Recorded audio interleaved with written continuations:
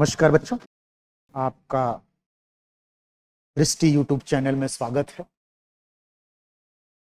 मैं दिलीप कुमार पांडे इतिहास का सेगमेंट आपके सामने पेश करता हूं मध्य प्रदेश पीसीएस के लिए। इसमें हमें मध्य प्रदेश का इतिहास और भारत के इतिहास दोनों को पढ़ना है। तो सबसे पहले हम लोग प्रारंभिक परीक्षा को देखते हैं। प्रारंभिक परीक्षा में अगर आप यूनिट वाइज देखें, जैसे मध्य प्रदेश के इतिहास की महत्वपूर्ण घटनाएं, प्रमुख राजवंश, इसको आप प्राचीन काल से देखेंगे बच्चों। अगर आप इतिहास की थोड़ी बहुत जानकारी रखते हो, इतिहास को प्राचीन काल, मध्यकाल, आधुनिक काल, 3 कालों में बांटा गया है। अध्ययन की सुविधा और युग की प्रवृत्तियों के आधार पर ये 2 बातें ध्यान में रखना है। इतिहास को हम अध्ययन की सुविधा और युग की प्रवृत्तियों के आधार पर देखते हैं। महत्वपूर्ण घटनाओं को अगर आप देखें तो हम प्राचीन काल से ही देखें। इसको भीमबेटका की गुफाओं से देखें। पाषाण काल में कैसे मानव ने भीमबेटका की गुफाओं में अपनी चित्रकारिता का निदर्शन प्रस्तुत किया। यहीं से आपके प्रश्न बनने शुरू हो गए। हर लाइन पर क्वेश्चन बना। भीमबेटका की गुफा कहां है, किसने खोजा, इसका कंटेंट यानी क्या चीजें यहां से मिली। 3 बातें प्रमुख। रायसेन में है ये, डॉक्टर विष्णु वाकड़कर ने खोजा इसको, और यहां से प्रागैतिहासिक चित्रकारिता के प्रमाण मिले हैं। पशुओं के चित्र, स्त्री पुरुष के चित्र, बच्चों के चित्र, कैसे विभिन्न रंगों के पत्थरों का इस्तेमाल इन्होंने कलर के रूप में किया, रंग के रूप में किया। आप सोचिए उस युग में इनकी दक्षता कैसी थी। वहीं से शुरू करके आपको मध्य प्रदेश के इतिहास को देखना है। प्रारंभिक परीक्षा के संदर्भ में आप देखेंगे कि कैसे प्रागैतिहासिक मानव विकसित होते हुए अंत में एक राजतंत्र को विकसित कर देता। ऐतिहासिक संदर्भ में अगर आप देखें तो 600 बीसी के आसपास अवंती राज्य एक महत्वपूर्ण राज्य के रूप में सामने आता है, जब 16 महाजनपदों की सत्ता शामिल होती है, पूरे भारत को कमोबेश कवर करता है। इसके पहले अगर आप देखें तो ताम्रपाषाणिक युग में मालवा संस्कृति मध्य प्रदेश का एक सुंदर गौरव प्रस्तुत करती है, क्योंकि मालवा के मृदभांड उस समय के मृदभांडों में सर्वश्रेष्ठ थे। इसके विभिन्न पुरास्थल, चाहे वेरण हो, नवदा टोली हो, कायथा हो, इनका आप डिटेल में अध्ययन करेंगे। यहां से प्रश्न पूछे जाते हैं, सामग्रियों को ले लेंगे और एक दूसरे के साथ सुमेलित करने वाले प्रश्न बन जाए। इसके अलावा अगर आप देखें स्वतंत्रता आंदोलन में मध्य प्रदेश का योगदान बहुत महत्वपूर्ण। तांटिया भील को देखिए, आदिवासी आंदोलन मामा तांतिया के नाम से, 1857 के विद्रोह में महत्वपूर्ण भूमिका निभाई। यद्यपि मध्य प्रदेश की अन्य जो रियासतें थी उन्होंने अंग्रेजों का समर्थन किया। आप देखो कि कैसे लॉर्ड कैनिंग कहता है कि ग्वालियर और भोपाल के शासक यदि विद्रोह में शामिल हो गए होते तो हम दूसरे दिन बोरिया बिस्तर बांधकर चले गए होते। तो इस स्वतंत्रता आंदोलन के संदर्भ में हम 2 दृष्टिकोण से अध्ययन करेंगे बच्चों प्रारंभिक परीक्षा के लिए। पहला तो ये हम देखेंगे कि वो कौन सी रियासतें थी जो अंग्रेजों की समर्थक थी, चाहे भोपाल रियासत हो, ग्वालियर हो, दौर के होलकर हो, इन रियासतों को देखेंगे। साथ ही साथ जो विभिन्न महत्वपूर्ण स्वतंत्रता संघर्ष के सेनानी थे 1857 से ही देखिए। आदिवासियों में जैसा मैंने आपको तांतिया भील के बारे में बताया, महारानी लक्ष्मीबाई को आप देखिए। इन लोगों ने कैसे मध्य प्रदेश में अंग्रेजी सत्ता के खिलाफ विद्रोह का बिगुल बजाया। धीरे धीरे यहीं से तमाम नेता उभरे। रविशंकर शुक्ल जैसे लोग मध्य प्रदेश का एक तरह से स्वतंत्रता आंदोलन के दौरान एक महत्वपूर्ण प्रतिनिधित्व किया। फिर मध्य प्रदेश की प्रमुख कलाएं, स्थापत्य के बारे में हम देखेंगे। कला वहीं से शुरू कर दीजिए, भीमबेटका की गुफा से ही शुरू कर दीजिए। अब कला शब्द आता है तो कला के कॉन्सेप्ट आपको क्लियर होने चाहिए कि कला में क्या क्या चीजें शामिल हैं। जैसे वास्तुकला, स्थापत्य कला, मूर्ति कला, चित्रकला, ललित कला। ललित कला में क्या है? गीत है, संगीत है, नृत्य है, वाद्य है। नृत्य में भी क्या है? एक क्लासिकल नृत्य है, एक फोक नृत्य है। इनके कहां से प्रमाण कैसे मिल रहे हैं? स्थापत्य वास्तुकला में आप देखिए कैसे स्तूप निर्माण की प्रक्रिया, विहारों का निर्माण हो रहा है। बाद में मंदिर शैली का विकास हो रहा है। नागर शैली के अंतर्गत ही आप देखेंगे जो उत्तर भारत की मंदिर निर्माण की शैली है। खजुराहो के मंदिरों को देखो आप, चंदेल शैली को विशेष तौर पर ध्यान में रखो आप, कैसे ये कला शैलियों का विकास हो रहा। भरहुत की स्तूप को भी देखो आप, और इनको तो आगे आप देखेंगे कि विश्व विरासत में भी शामिल किया गया, चाहे भीमबेटका की गुफा हो, सांची के स्तूप को शामिल किया गया, इसके अलावा ओरछा के मंदिरों को शामिल किया गया। ये मध्य प्रदेश का गौरव बढ़ाता है।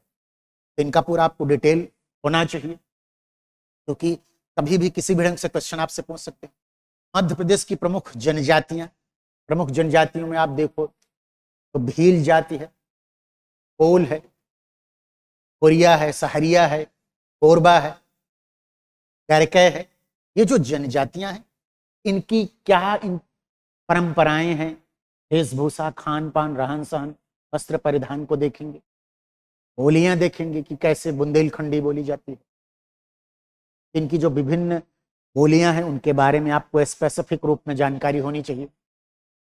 किन क्षेत्रों में कौन सी बोली बोली जाती है, उसके प्रमुख साहित्य क्या हैं, ये आपके दिमाग में होना चाहिए। क्योंकि जब रीजनल क्वेश्चन पूछे जाएंगे आपसे, मध्य प्रदेश का स्पेशल पूछा जाएगा बच्चों, तो इसमें मिलान करने वाले क्वेश्चन बता देंगे। यद्यपि क्वेश्चन की श्रृंखला, जो इसके बाद क्वेश्चन की श्रृंखला शुरू होगी, उसमें सारा डिटेल किया जाएगा। आपको लास्ट ईयर के क्वेश्चन को डिस्कस करेंगे हम लोग, उसमें पूरा डेप्थ में आपको बता देंगे। तो 99% आपको सारे क्वेश्चन मिल जाएंगे, वहीं से सही हो जाएंगे बिना किसी हेडेक के। बट यह है कि आप ये समझे कि हमें क्या पढ़ना है, कैसे पढ़ना है, कितना पढ़ना है, कहाँ से पढ़ना है। ये चार चीजें बहुत महत्वपूर्ण चीज है। आपका दृष्टिकोण क्या होना चाहिए बच्चों? परीक्षोपयोगी, ज्ञानोपयोगी नहीं, परीक्षोपयोगी। यानी सिलेबस में जो कुछ है हम वही पढ़ेंगे और उसको समझेंगे कैसे? लास्ट ईयर के क्वेश्चन से। ट्रिक समझो आप, लास्ट ईयर के क्वेश्चन हम देखेंगे, नेचर ऑफ क्वेश्चन कैसे हो, कैसे पिछले 10 साल से क्वेश्चन डेवलप हो रहे हैं, किन किन चीजों पर ज्यादा बल दिया जा रहा है, किनसे क्वेश्चन ज्यादा पूछे जा रहे हैं। जैसे अभी जो ट्रेंड चल रहा है, तो साहित्य, कला, संस्कृत से ज्यादा क्वेश्चन पूछे जा रहे हैं। पॉलिटिकल चीजें भी पूछी जा रही हैं, लेकिन उतनी नहीं पूछी जा रही हैं। कुछ थोड़ी बहुत इकोनॉमिक चीजें भी पूछी जा रही हैं। तो आपका अप्रोच ज्यादा कला, संस्कृत, साहित्य पर होना चाहिए। कुछ महत्वपूर्ण टर्मिनोलॉजी जो है उस पर होना चाहिए। ये ध्यान रखें, ये काफी महत्वपूर्ण मानी जाती है। इस तरह से आपका अप्रोच ऐसे ही होना चाहिए। फिर त्योहार, लोक संगीत, कलाएं, लोक साहित्य, जैसे विभिन्न जो मध्य प्रदेश की कीर्तन शैलियां हैं, निर्गुनिया वगैरह जो कैसे गाई जाती हैं, बुंदेलखंडी गीत कैसे गाए जाते हैं, उन सबको आपको देखना है। इनके लोक साहित्य को देखना, कैसे महत्वपूर्ण साहित्यकारों ने अपना साहित्य सृजन किया, इसको देखना है। मध्य प्रदेश के प्रमुख साहित्यकार एवं उनकी कृतियों को आप देखो, प्राचीन काल से ही आप देखो, चंड प्रद्योत के काल से ही देखो आप, बाद में गुप्त काल में आप कालिदास को देखो। कालिदास, उपमा कालिदास कितनी बड़ी पर्सनालिटी थी। इवन अवंत की राजधानी जो जैनी थी, उसमें 9 रत्न रहते थे चंद्रगुप्त मौर्य के। उनकी प्रतिभा को आप देखो, इस तरह से इनको देखो। मध्य प्रदेश के प्रमुख धार्मिक एवं पर्यटन स्थल में अगर आप देखो, धार्मिक में देवी पीठ है, शारदा माँ की जो पीठ है सतना में है। इसके अलावा अगर पर्यटन स्थल को देखो तो खजुराहो है, विशेष रूप से ओरछा के मंदिर है, ग्वालियर है, ग्वालियर के महल वगैरह पर्यटन स्थल। ऐसे विश्व विरासत में बहुत सारे स्थलों को शामिल किया गया। सांची की स्तूप है, तो देखो भरहुत का स्तूप। तो पर्यटन स्थल और कला संस्कृतियों का एक सुंदर निदर्शन प्रस्तुत करता है मध्य प्रदेश। आप इसको पढ़ेंगे तो बहुत इंटरेस्ट आएगा, और जितना इंटरेस्ट लेंगे उतना अच्छा रहेगा एग्जाम, आप इजीली क्लिक कर देंगे, क्योंकि मैक्सिमम चीजें सही हो जाएंगी। इस संदर्भ में प्रमुख जनजातीय व्यक्तित्वों को देखो, जैसे तांत्या भील की मैंने आप बताया, बहुत बड़ा व्यक्ति, कांतिलाल भूरिया, साहू जी लोगों को देखो। तो इस तरह से तमाम जनजातीय व्यक्तित्व भी उन्होंने, तांत्या भील तो आप देखिए कैसे 1857 के विद्रोह में आदिवासियों के जननायक के रूप में उभरे। इन महत्वपूर्ण व्यक्तित्वों को आपको देखना है, इन्होंने किस रूप में कैसे अपना योगदान दिया। तो इस संदर्भ में 3 बातों का आपको ध्यान रखना होगा। एक तो व्यक्तित्व, नाम उसका, वो किस क्षेत्र से, यानी क्षेत्र भूगोल आपको, फिर उन्होंने क्या क्या किया, किस किस रूप में किया, यानी इससे प्री के साथ साथ मेंस का भी अप्रोच आपका डेवलप हो रहा है। प्रीलिम्स में क्या है बेटा, क्वेश्चन सूचनात्मक पूछे जाते हैं, मेंस में एनालिटिकल। तो एनालिसिस क्या करोगे, तो एनालिसिस के लिए ही what, when, where, why, who, how, इसी 5W1H के थ्रू आपको मेंस के क्वेश्चन देखने, इसी पे प्रीलिम्स के भी क्वेश्चन, उसकी एक प्रैक्टिस कराई जाएगी। मेंस के संदर्भ में आप देखेंगे तो उसमें एक प्रैक्टिस करवाई, मेंस के लिए तो प्रैक्टिस, प्रीलिम्स के लिए आपको क्या है, मेमोराइज करना है चीजों। लेकिन प्रीलिम्स भी पढ़ते समय आपको ये ध्यान रखना है कि यही प्रीलिम्स के क्वेश्चन को इलेबोरेट करके मेंस में पूछ ले रहा है। अगर मेंस में पूछेगा क्या, जनजातीय व्यक्तित्वों का योगदान पूछ लिया, तो महत्वपूर्ण जो जनजातीय व्यक्तित्व उनका योगदान दो। मध्य प्रदेश सरकार उनके प्रति क्या दृष्टिकोण रखती है उसको भी पुट कर दो, आज से भी जोड़ के देख लो। इसके अलावा अगर आप देखो भारत का इतिहास, मध्य प्रदेश का इतिहास आप जो पढ़ेंगे ही, इसके अलावा भारत के इतिहास को भी आप देखेंगे। अब आप देखो तो जैसे मैं लेटेस्ट एग्जांपल दूं बेटा आपको, 2020 की परीक्षा हुई है, उसमें लगभग 15 क्वेश्चन के आसपास आए हैं मोर और लेस। उनमें से 2-3 क्वेश्चन, 4 क्वेश्चन मध्य प्रदेश का स्पेशल है, और वो चारों क्वेश्चन ऐसे हैं कि इजीली सही हो जाएंगे आप, बस आप यूनिट वाइज स्टडी कर। और जो रिमेनिंग क्वेश्चन है वो नेशनल हिस्ट्री से आ रहे हैं, एंशिएंट, मिडिवल, मॉडर्न, तीनों को कवर कर। तो आप क्रोनोलॉजी के तहत यानी तिथिक्रम के अनुसार परिवर्तन और विकास क्रम से समग्रता में, यानी 3 बातों को ध्यान रखेंगे, ऐसे आपको पढ़ना है। सबसे पहले क्रोनोलॉजी दिमाग में रखो, तिथिक्रम को, फिर कैसे समाज में, राजनीति में, अर्थव्यवस्था में, धर्म में, इन सबको मिला के जीवन में परिवर्तन हो रहा है, उस परिवर्तन को आप विकास के साथ जोड़कर रखेंगे। इसको पढ़ने के क्रम में 2 बातें विशेष रूप से ध्यान रखनी है बेटा आपको। एक तो आपको लंबवत अध्ययन करना है और दूसरा क्षैतिज अध्ययन करना। लंबवत अध्ययन से आपको क्रोनोलॉजी पता चलेगी, और जो क्षैतिज अध्ययन आप करेंगे उससे आपको एक युग विशेष की प्रकृति का पता चलेगा कि उस युग विशेष की, मान लीजिए अगर मैं उदाहरण दूं कि विभिन्न राजवंशों को आप पढ़ेंगे अगर मध्य प्रदेश के संदर्भ में, तो जैसे परमार वंश को आप, चंदेल वंश को आप पढ़ेंगे। परमार वंश में मान लीजिए राजा भोज की बारे में आपसे कुछ पूछते, तो उनकी सारी उपलब्धियों को आप दिमाग में रखो। तो क्षैतिज अध्ययन में उस युग विशेष की प्रकृति आप पढ़ेंगे। लंबवत से हम इतिहास के कालक्रम को देखते हैं कि इसके बाद ये घटना होती है, इसके बाद ये घटना होती है। तो दोनों दृष्टिकोण आपको अपनाना है, और इन दोनों दृष्टिकोण को जब आप अपनाएंगे तो आपके अंदर एक इंटीग्रेटेड, समन्वित व्यू आपके अंदर आ जाएगा, अप्रोच आ जाएगा, समग्र दृष्टिकोण आ जाएगा, यानी चीजों को टोटलिटी में, सामाजिक पक्ष, आर्थिक, राजनैतिक, वैचारिक, सांस्कृतिक, कला, साहित्य, विज्ञान, प्रौद्योगिकी, सबको एक दूसरे से इंटर रिलेट करके आप पढ़ोगे तो इजिली अर्ली एज में आप सिलेक्ट हो जाओगे, फर्स्ट अटेम्प्ट में आप सिलेक्ट। ये स्किल होनी चाहिए, मेहनत करना पड़ेगा इसमें आपको, लेकिन वो टेक्निक आपको अवेलेबल करवा दीजिए।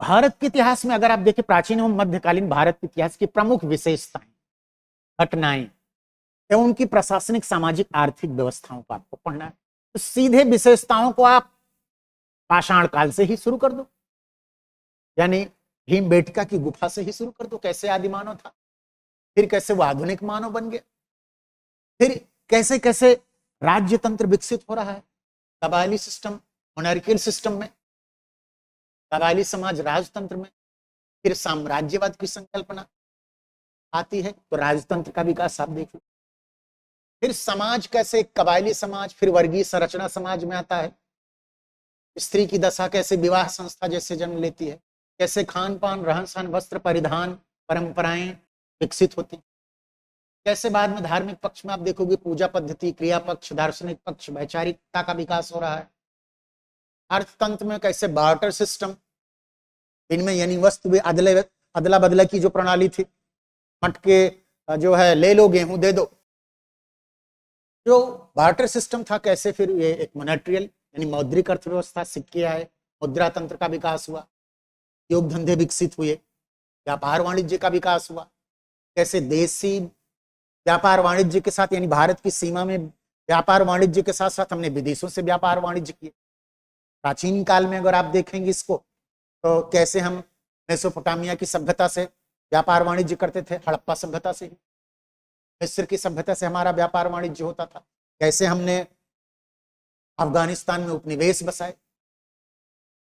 तो वर्ल्ड वाइड हो जाएगा एक तरह से, यानी हम से इस दुनिया से कैसे जुड़े उसको भी देख सकते हैं।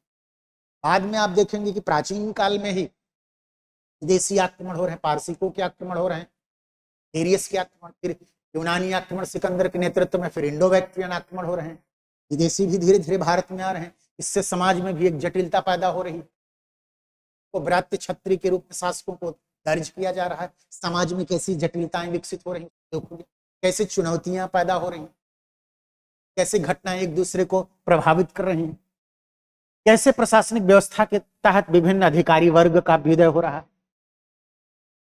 कौटिल्य के अर्थशास्त्र से भी आप इसको देखो, उसके बाद इसकी निरंतरता गुप्तोत्तर काल तक बनी रही, फिर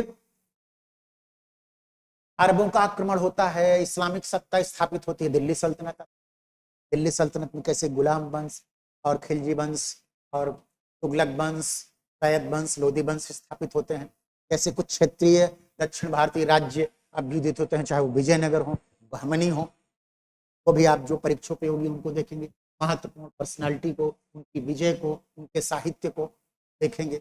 इतिहास में जो महत्वपूर्ण चीजें आपको ध्यान में रखनी है बेटा वो है प्रमाण, एविडेंस।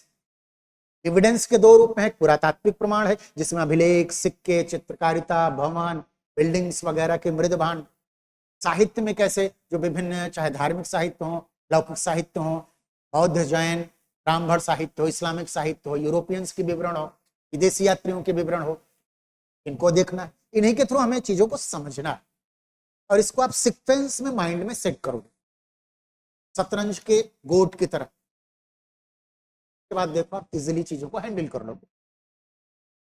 फिर इस क्रम में अगर आप देखें तो 19वीं और 20वीं शताब्दी में सामाजिक धार्मिक सुधार आंदोलन शुरू हो रहा है, कैसे राजा राम मोहन राय शुरू हो रहे हैं, फिर स्वामी दयानंद सरस्वती आ रहे हैं, फिर इन दोनों को मिला के विवेकानंद आ रहे हैं, निम्न जाति आंदोलन शुरू हो रहे हैं ज्योतिबा फुले के नेतृत्व में, इनको देखेंगे।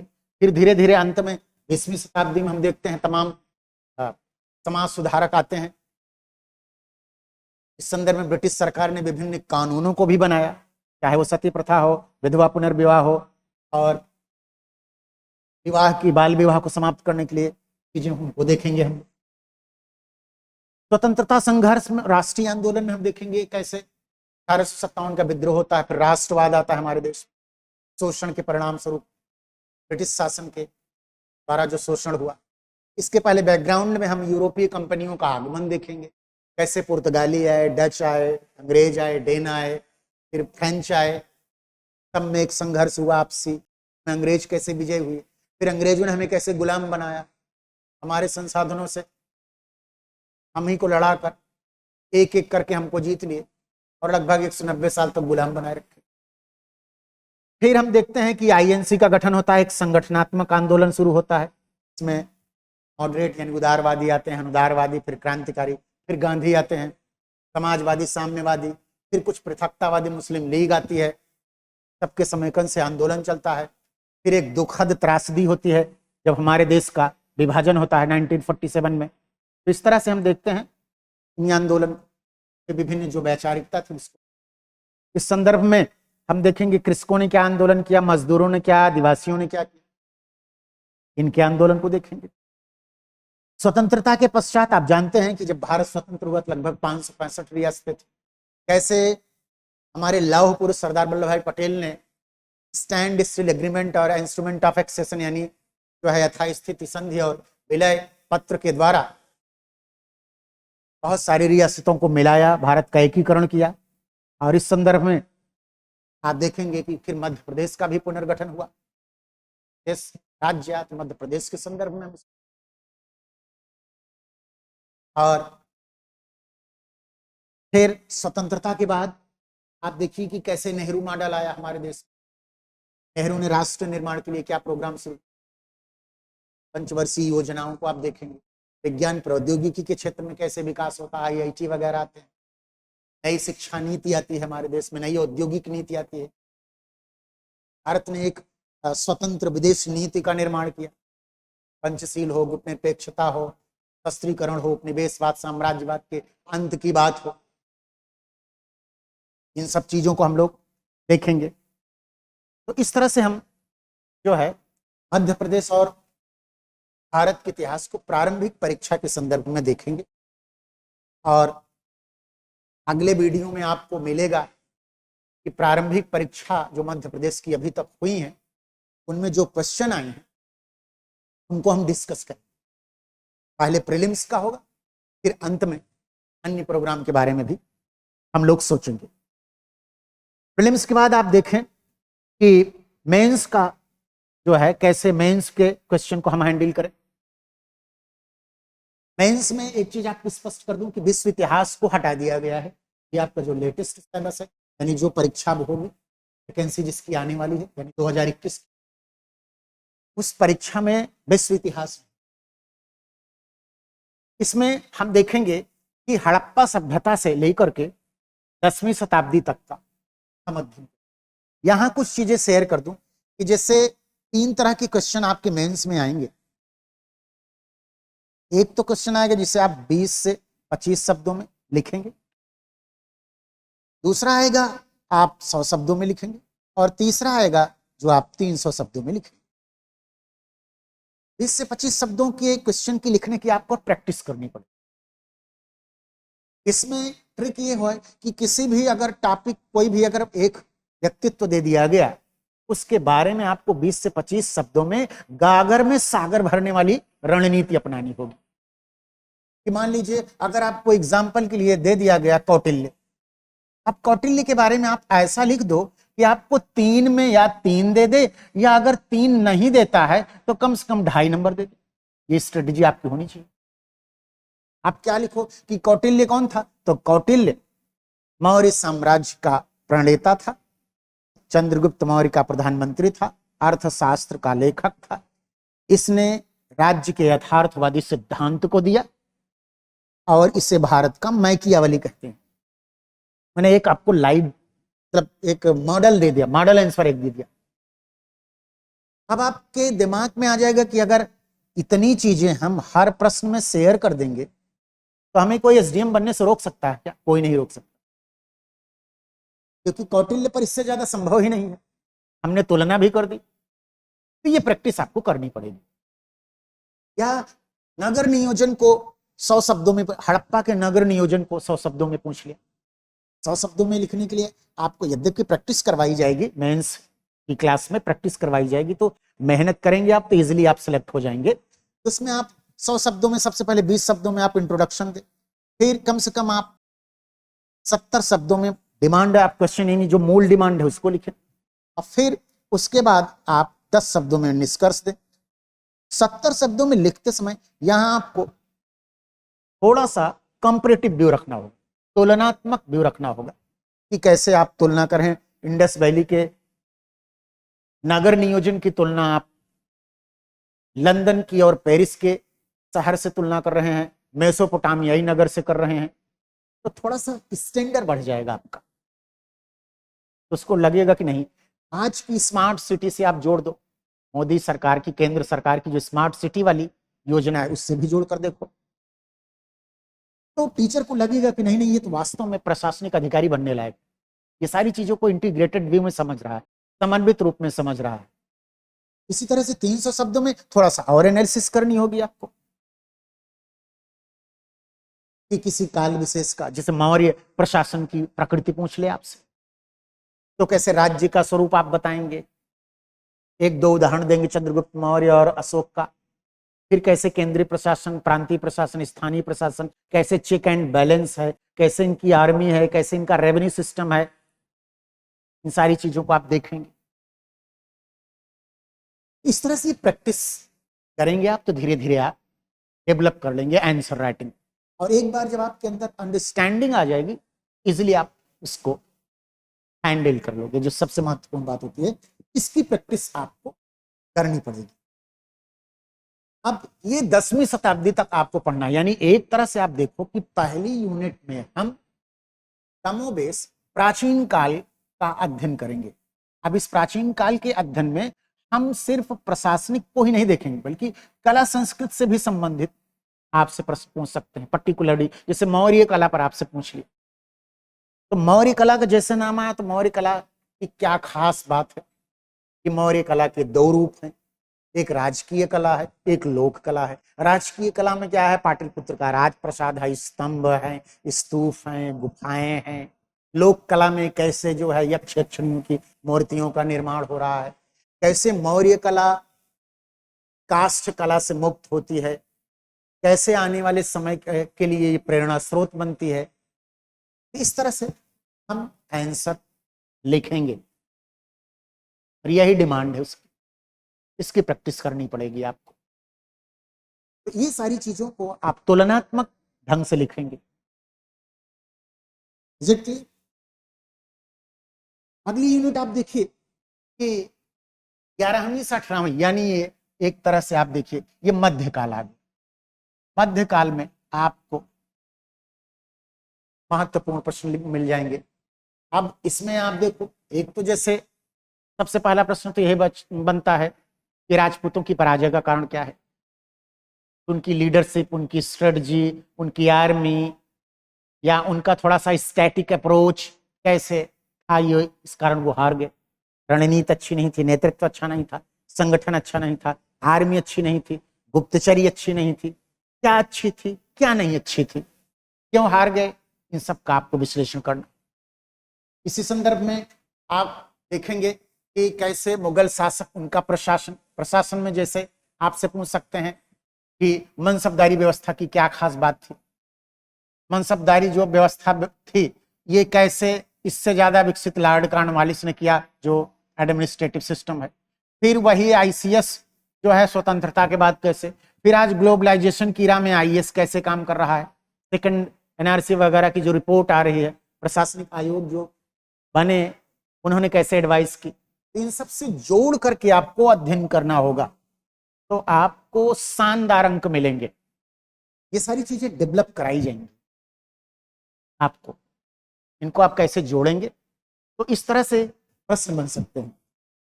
मिश्रित संस्कृति में आप देखेंगे कि कैसे इंडो इस्लामिक एक कल्चर आती है, एक दूसरे को प्रभावित करती है, और इसके उदाहरण के रूप में आप अगर आप देखो तो सबसे महत्वपूर्ण उदाहरण तो है सूफी और भक्ति। भक्ति कैसे, भक्ति आंदोलन क्या है पूरा डिटेल करोगे, महत्वपूर्ण संतों को देखोगे, उनकी फिलॉसफी को देखोगे, शंकराचार्य हो, रामानुजाचार्य हो, माधवाचार्य हो, कबीर हो, चैतन्य महाप्रभु हो, गुरु नानक हो, यानी निर्गुण संत, सगुण संत, इन्होंने कैसे लोक भाषा का विकास किया, सामाजिक बुराइयों की निंदा की, कर्मकांड, रूढ़िवाद, जड़ता, अंधविश्वास, जातिवाद, इन सब की निंदा की, नशाखोरी की निंदा की। तो इन सारी चीजों को, सूफिज्म में कैसे इस्लाम का एक मॉडरेट फॉर्म सूफिज्म आया, एक उदारवादी स्वरूप इस्लाम का आया सूफी में, कैसे विभिन्न सिलसिले आए, चाहे चिश्ती हो, चाहे सोहरावर्दी हो, कादरी हो, नक्शबंदी हो, सभी सिलसिलों का क्या योगदान रहा, पीर मुरूद, खानकाह, इन सबको आप देखेंगे। सूफिज्म भक्तिज्म ने मिलकर हिंदू मुस्लिम के बीच कैसे संबंध मधुर करने की कोशिश किया, भक्ति आंदोलन ने क्या प्रभाव डाला, भक्ति आंदोलन क्यों पैदा हुआ, क्या भक्ति आंदोलन भारतीय पुनर्जागरण का आधार बन सकता है, क्या शंकराचार्य, कबीर और बाद में राजा राम मोहन राय, इनमें कोई इंटर रिलेशन है क्या? मतलब एक्स्ट्रा ऑर्डिनरी अप्रोच हो जाएगा आपका। इसके तहत आप आईएएस को भी क्लिक कर सकते हो। इन सारी चीजों को आपको समझना होगा, इसकी प्रैक्टिस करनी पड़ेगी।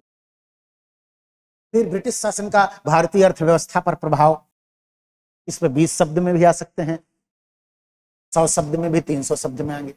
जैसे एक सबसे महत्वपूर्ण है धन निकासी। धन निकासी ये बहुत महत्वपूर्ण है। इसी धन निकासी से आप एक कॉन्सेप्ट डेवलप कर सकते हैं जिसे हम कह सकते हैं आर्थिक राष्ट्रवाद। कैसे आर्थिक राष्ट्रवाद भारत में आता है? कैसे दादा भाई नौरोजी कहते हैं कि पीठ पर लात मार लो, पेट पर मत। कैसे धन निकासी को कहते हैं कि इविल्स ऑफ विल, अनिष्टों का अनिष्ट है। कैसे धन जा रहा है, धन का बहिर्गमन हो रहा, ब्रिटेन अमीर हो रहा है, हम गरीब हो रहे हैं, हम बने बनाए माल का बाजार बन रहे हैं, उपभोक्ता बन रहे हैं, और ब्रिटिश हर्ष औद्योगिक क्रांति के कारण उत्पादक बन, प्रोड्यूसर बन, हम कंज्यूमर बन रहे। धन निकासी ने कैसे हमारे उद्योग धंधों का विनाश कर दिया। कैसे हमको एक समय जब हम सोने की चिड़िया के रूप में जाने जाते थे, क्यों जाने जाते थे? क्योंकि हमारा निर्यात ज्यादा होता था और बदले में हम सोना लेते थे। आप याद करो प्लिनी का नाम। प्लिनी एक मौर्योत्तर काल का है यूरोपियन, वो नेचुरल हिस्ट्री में लिखता है कि किस तरह से यूरोप के लोग, स्पेशली रोम में, भारतीय विलासिता की वस्तुओं पर करोड़ों सेस्टर्स स्वर्ण मुद्राएं खर्च हो रही, और भारतीय क्या करते थे? उपभोग की वस्तुएं बेचते थे और सोना चांदी लेते थे। सोना चांदी तो खत्म होना नहीं है, सोना इकट्ठा हो जाता। आगे देखो आप, शाहजहां के काल में बर्नियर लिखता है कि सारी दुनिया का चक्कर लगाने के बाद सोना भारत में आके दफन हो जाता है। सोना यही इकट्ठा हो गया, सोने की चिड़िया बन गई। लेकिन साइंटिफिक रीजन क्या है कि हमारा जो निर्यात था वो विलासितापूर्ण वस्तुओं का था, खान पान मौज मस्ती का था। खाओगे पियोगे खत्म हो जाएगा, लेकिन सोना चांदी थोड़ी कोई खाएगा। स्वर्ण इकट्ठा होते गए तो सोने की चिड़िया हो। तो सोने की चिड़िया मिट्टी की चिड़िया बना दिया अंग्रेजों ने, मेरे शब्दों में कहें इतना खोखला कर दिया हमें, ये विडंबना देखिए। फिर इन्होंने कैसे समाज में ईसाईकरण की प्रक्रिया शुरू की, ईसाई धर्म को बढ़ावा दिया, हिंदू धर्म की निंदा की, मुस्लिम धर्म की निंदा की, और लोगों को स्पेशली आदिवासी कम्युनिटी को ईसाई धर्म बनाने के लिए लालच दिया, दबाव बनाया, अपनी सत्ता का दुरुपयोग किया, हमें निम्न नस्ल का कहा। कुछ पिक्चरों में अगर आप देखिए, जैसे तमाम पिक्चरों में, पुरानी पिक्चरों को आप देखिए तो उसमें लिखते थे कि कुत्ते और भारतीयों का प्रवेश वर्जित है। लगान फिल्म को देखो आप, कैसे वो घोड़े वाले प्रसंग में एक अंग्रेज मारता है, जो घोड़ा उसका देखता था कि तू भारती मेरी जूती के नीचे। तो मेंटेलिटी को देखो कैसे बनाया। तो ये सब समाज पर प्रभाव है, आज भी वो प्रभाव दिखाई दे रहे हैं। आज भी अंग्रेजियत का प्रभाव है। अंग्रेज चला गए, अंग्रेजी अभी बनी हुई है। तो सभी क्षेत्रों में आप देख सकते हैं इनके प्रभाव को, आर्थिक सामाजिक ही नहीं, अन्य क्षेत्रों में भी हम देख सकते हैं। कृषकों ने कैसे विद्रोह किया, आदिवासियों ने कैसे विद्रोह किया, बहुत महत्वपूर्ण। कैसे कृषकों का शोषण हुआ, तो नील विद्रोह हो रहा है, पावना विद्रोह हो रहा है, तेभागा हो रहा है बाद में 20वीं शताब्दी में, बहुत सारे आंदोलन। आदिवासियों में जैसे देखिए बिरसा मुंडा को आप देखिए, उलुगु खान विद्रोह, इतना महत्व। सीधू कान्हू को देखो आप, संथाल विद्रोह, इन्होंने ब्रिटिश सत्ता को सीधे चुनौती। इन पर भी आपसे मुख्य परीक्षा में 300 शब्दों में भी प्रश्न पूछे जा सकते हैं, 200 शब्दों में भी पूछे जा सकते हैं। 20 शब्दों में किसी पर्सनालिटी को आपसे पूछ लिया, बिरसा मुंडा। तो ये सब आपको रखने हैं दिमाग में। प्रथम स्वतंत्रता संग्राम यानी 1857 के विद्रोह को आपको देखना है, बहुत महत्वपूर्ण घटना है। एक डिवाइडिंग टाइम है, विभाजक समय, एक को दूसरे से अलग कर, एक युग का अंत कर दिया। कैसे भारतीय अंग्रेजी सत्ता के खिलाफ एकजुट होने की कोशिश की, प्रयास की, सफल नहीं हुए, क्योंकि हम आधुनिक नहीं बने थे, वो आधुनिक बन चुके थे। उनका नेतृत्व, उनका संगठन, उनका प्रोफेशनलिज्म, उनकी आर्मी, उनकी इच्छा शक्ति, उनके कार्यक्रम, उनकी विचारधारा फिक्स थे, और हम तो अभी भी उसी सामंती युग में जी रहे। लेकिन धीरे धीरे हमारे अंदर राष्ट्रीय चेतना आती, और इस राष्ट्रीय चेतना को आरंभ करने में पुनर्जागरण का बहुत बड़ा योगदान है। राजा राम मोहन राय, जिन्हें भारत में आधुनिकता का जनक कहते हैं, स्वामी दयानंद सरस्वती आते हैं, कैसे भारतीय अतीत के गौरव को उद्घाटित करते हैं, एक आत्मबल देते हैं भारतीयों। विवेकानंद वैश्विक स्तर पर भारतीय आभा को फैलाते हैं, कैसे विश्व कांग्रेस में वो भाग लेकर शिकागो में बताते हैं। आप सोचो कि हार्वर्ड विश्वविद्यालय का प्रोफेसर राइट कहता है कि इनको सुनने के बाद तमाम वहां के न्यूज़पेपर भी लिखते हैं कि विवेकानंद को सुनने के बाद अगर कोई भारत में अपना कोई धर्मोपदेशक भेजता है तो वो मूर्ख। कितने विद्वत लोग। बाद में फिर स्वतंत्रता आंदोलन शुरू होता है, एएनसी का गठन होता है। हमने एक लंबी लड़ाई ली। पहले उदारवादी चरण आता है, कैसे संवैधानिक पद्धति से हम आंदोलन करते हैं, फिर कैसे विरोध की उग्रवादी पद्धति शुरू होती है, कैसे क्रांतिकारी आते हैं निहिलिज्म की फिलॉसफी से, हम इनको विनष्ट कर देंगे, अधिकारियों की हत्या करेंगे। एक नई धारा हमारे स्वतंत्रता आंदोलन से जुड़ती है। फिर इस क्रम में एक बिल्कुल नया एक युग, एक नया एक बहुत बड़ा व्यक्तित्व पैदा होता है हमारे देश में, राष्ट्रीय नेतृत्व करते हैं महात्मा गांधी। गांधी युग शुरू होता है। गांधी कैसे हमारे समाज की सभी बिखरी शक्तियों को एकजुट करने की कोशिश करते हैं, और इस एकजुटता का परिणाम होता है मास मोबिलाइजेशन शुरू होता है। और इस मास मोबिलाइजेशन से न सिर्फ स्वतंत्रता की लड़ाई लड़ी गई, बल्कि राष्ट्रीय एकीकरण, सामाजिक एकीकरण, सांस्कृतिक एकीकरण, आर्थिक एकीकरण की भी प्रक्रिया की पृष्ठभूमि बनी। सामान्यतः इस रूप में किताबें लिखती नहीं। इस आंदोलन ने समग्र रूप में एकीकरण की प्रक्रिया शुरू की। हम सिर्फ ब्रिटिशर के खिलाफ एकजुट होकर के अगर लड़ाई लड़ भी लेते तो खुद लड़के विभाजित हो जाते। तो राष्ट्रीय आंदोलन ने समाज की विघटनकारी शक्ति कैसे एकजुट किया, और उसमें गांधी की फिलॉसफी कैसे योगदान दी, कैसे जन आंदोलन, मास मोबिलाइजेशन, कैसे सत्याग्रह ने इसमें भूमिका निभाई, उसको हम देखते हैं। इस पे भी अच्छे प्रश्न बनते हैं, इनकी आपको प्रैक्टिस करनी पड़ेगी। इसके बाद हम देखते हैं कि हमारा एक गणतंत्र के रूप में हम एक गणतांत्रिक राष्ट्र बन जाते। 26 जनवरी 1950 आजादी तो 47 में हो गई, लेकिन हमारा संविधान नहीं तैयार हुआ। जब संविधान मेरा तैयार हो गया तो हम संप्रभु लोकतांत्रिक गणतांत्रिक राष्ट्र बने। इसके बाद हमने अपने राष्ट्र निर्माण और राष्ट्र के विकास के लिए तमाम कार्य राज्यों का पुनर्गठन किया। शुरू में भाषा के आधार पर एकाध राज्यों का गठन हुआ, लेकिन बाद में राज्य पुनर्गठन आयोग जो बना 1956 में, जो अधिनियम बना, के आधार पर बहुत सारे अन्य आधारों को अपना करके हमने विभिन्न राज्यों का सृजन किया। इसी संदर्भ में मध्य प्रदेश का भी गठन हुआ। मध्य प्रदेश भी एक महत्वपूर्ण राज्य के रूप में सामने आता। इस क्रम में अगर आप देखो प्रमुख घटनाएं क्या है स्वतंत्रता के बाद की, तो राष्ट्र निर्माण की वही घटनाएं हैं कि हमने एक विदेश नीति का निर्माण किया, हमने पंचवर्षीय योजना शुरू की, हम भाषाई समस्या को, हम जनजातीय समस्या को, हम शरणार्थियों की समस्या को, राज्यों के एकीकरण की प्रक्रिया को हमने शुरू किया। तो किस तरह से हम विभिन्न जो विघटनकारी शक्तियां थी उनको नियंत्रित करने की कोशिश की, सामाजिक न्याय की प्रक्रिया शुरू की, सामुदायिक कार्यक्रम शुरू किए। वैश्विक स्तर पर भी हमने देखी कि कैसे हमने नीतियां अपनाई। हमने एक ऐसी विदेश नीति का, स्वतंत्र विदेश नीति का अवलंबन किया जो शीत युद्ध से तटस्थ रहे, बिल्कुल गुण दोष के आधार पर निर्णय ले, नॉन अलाइन मूवमेंट यानी गुट निरपेक्षता की पॉलिसी, पंचशील सिद्धांत हमने शुरू किया।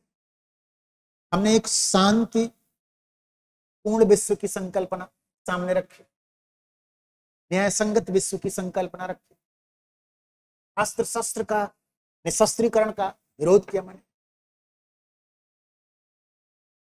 तो कुल मिला के स्वतंत्रता के बाद हमने जो मॉडल अपनाया,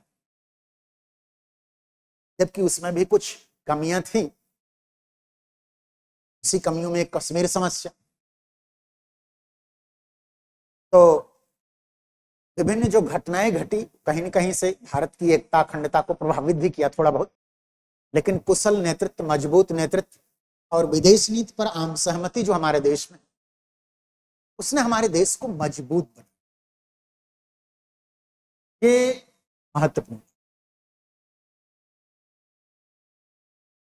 इस तरह हम विभिन्न यूनिट के थ्रू आपको समझाने की कोशिश की। मध्य प्रदेश का स्वतंत्रता आंदोलन में क्या योगदान है, इसको अभी मैंने प्रीलिम्स के संदर्भ में आपको बताया। किस तरह से रानी लक्ष्मीबाई हो, तांत्या भील हो और तमाम जो व्यक्तित्व उन्होंने किए, और जो मध्य प्रदेश की रियासतें थी, उन्होंने किस तरह से अंग्रेजों का समर्थन, दोनों रूप में हमको देखना है। तो स्वतंत्रता आंदोलन अंत में सफल हुआ क्योंकि रियासतें तो खत्म हो। भारतीय सांस्कृतिक विरासत को अगर आप देखोगे मध्य प्रदेश के विशेष संदर्भ में, तो भीमबेटका की गुफा से ही शुरू करिए और धीरे धीरे आप सांची की स्तूप, बृहद की स्तूप, और बाद में आप विभिन्न जो छोटे छोटे राजवंश आए, चाहे बुंदेल हो, चंदेल हो, ग्वालियर हो, गोंडवाना हो, इन जो बुंदेला हो, इन सब के काल में जो विभिन्न कलाएं विकसित हुई, खजुराहो के मंदिर वगैरह आप देख, विशेष रूप से इसको आप देख सकते, कैसे महत्वपूर्ण पर्यटक स्थल के रूप में विकसित हो गए। ओरछा के मंदिरों को ऑलरेडी मैंने अभी प्रीलिम्स में आपको बताया, तो इसको हम देखेंगे। वास्तुकला के संदर्भ में स्तूप, बिहार मंदिर को हम देखेंगे, कैसे वास्तुकला का विकास हो रहा है, इसको भी हम देखेंगे। विश्व धरोहर में आप देखिए कि कैसे सांची की स्तूप को, भीमबेटका की गुफा को, खजुराहो को, और अंत में आप देखिए ओरछा के मंदिरों इत्यादि को विश्व विरासत में शामिल किया गया, इसका गौरव बढ़ा रहा है। इस तरह से हम देखते हैं बच्चों कि कैसे ये गोंडवाना, बुंदेली, बघेली, होलकर, सिंधिया, भोपाल, ये अपनी सत्ता कायम रखे थे, अंग्रेजों के भक्त थे, लेकिन इनको भी भारतीय जनशक्ति के सामने, मध्य प्रदेश की जनशक्ति के सामने झुकना पड़ा।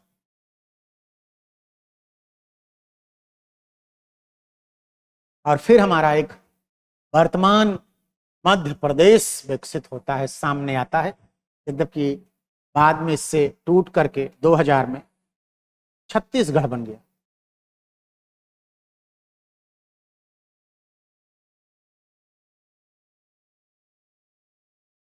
लेकिन इसके बावजूद भी मध्य प्रदेश अभी भी एक संपन्न राज्य है।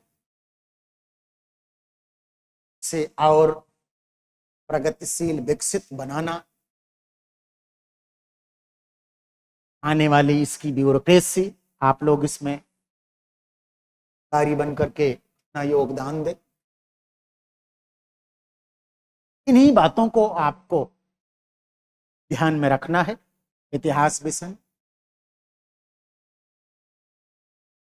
और इस तरह से ये सिलेबस में आपके सामने प्रीलिम्स और मेंस का रखा। अगला जो वीडियो होगा वो मध्य प्रदेश के प्रीलिम्स से रिलेटेड जो भी क्वेश्चन आए हैं ईयर वाइज, उनका हम डिस्कस करेंगे। उसमें मैं आपको बताऊंगा कि कैसे एक प्रश्न को आप सॉल्व करेंगे, 10 प्रश्न, 15 प्रश्न, 20 प्रश्न आपके तैयार। क्योंकि उस प्रश्न पर जितने भी डायमेंशन बन सकते हैं उस डायमेंशंस को हम एनालाइज करेंगे और इससे न सिर्फ आप प्राचीन सॉरी विगत वर्षों में आए प्रश्नों को आप अच्छी तरीके से समझ लेंगे, बल्कि नए प्रश्न भी आप एक अच्छा ये भविष्य में ये प्रश्न बन सकते ये तो मिलते हैं हम लोग अगले वीडियो में। Thank you.